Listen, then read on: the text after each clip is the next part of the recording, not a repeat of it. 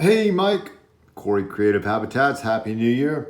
Let me take you on a tour of my ideas for this power switching station, transformer station right here.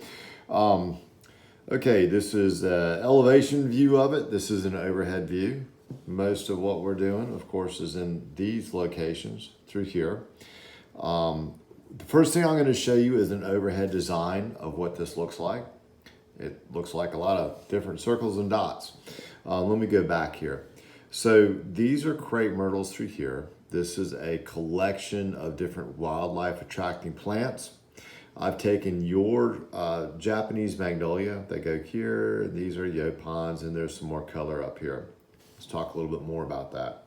So without the crepe myrtles, this is sort of one layer of what we're looking at. These are wax myrtles. Birds love them. This is lantana. Butterflies love it. This is yopon. In general, berries, seeds, all kinds of wildlife supportive things here. Witch hazel, redbud, chionanthus, colorful plants that attract nature. The next layer is probably a Sioux crepe myrtle. And of course, I've been very mindful of height of these plants because it's around a lot of power lines and you have to consider that. But this is Sioux crepe myrtle, which it will get 15 to 20 feet tall is what is stated in that. Same thing in terms of everything with labels on this slide. Main goals of this, reduce long-term maintenance so we don't have to keep on putting pine straw down here. Great PR for Alabama Power in terms of just being able to say, hey, look, we're bringing nature to our power stations. Not sure if that has value to you guys or not, but it's something that you could certainly put out there. And it makes this area a whole lot more attractive. So there's some ideas on that. Let's go on a tour and pretty much go from left to right on our plants. This is lantana. Butterflies flock around this, just another view of lantana. This is wax myrtle right here. It's evergreen. Cardinals flock around this a lot in early spring.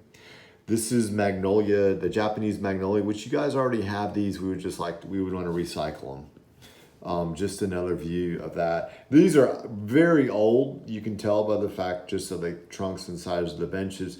But they're really gorgeous when they bloom in the early spring. And these would be a plant that we would recycle. This is normal yopon. Everyone thinks in terms of dwarf yopon, which is a bush. This is more of a tree that gets maybe 25 feet tall. That's the largest one I've seen in this area. Is a normal yopon holly. It's evergreen, has berries, provides a lot of cover for birds and whatnot in the winter. This is redbud, chionanthus, and these again are native supportive plants. This is witch hazel, native supportive. Crepe myrtle, not really native supportive, but it puts on quite a show in the summertime.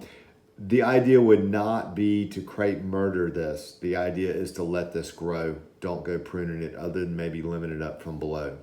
And this is just a quick overview. I did my homework on this for you guys. You can pause the video and read these heights and everything. This is chionanthus. This is redbud, getting them out a max of 20 feet. This is witch hazel, maxing out at 15 to 20 feet. Ilex vomitoria, they say 10 to 20, probably the largest I've ever seen is 25. That's a plant that I'm not going to use in this. But at any rate, that's an overview of my ideas. If this is something you want to pursue, let me know and I'll start crunching some numbers and figuring out some prices on this.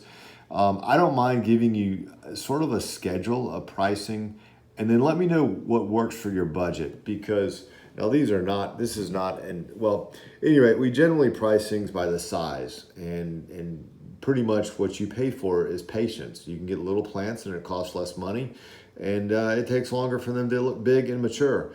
After 10 or 15 years, you don't really notice the difference, but certainly on the initial install, it will be a big difference between whether or not you get a 3-gallon plant or a 15 or a 30-gallon plant. But that's all a matter of budget right there. Again, Happy New Year, and give me some feedback on this, and we will do our best to tailor this to what meets y'all's needs. Thanks so much. 334-319-4223. 319-4223. Corey, Creative Habitats. And hey, I'm the guy you'd be working with.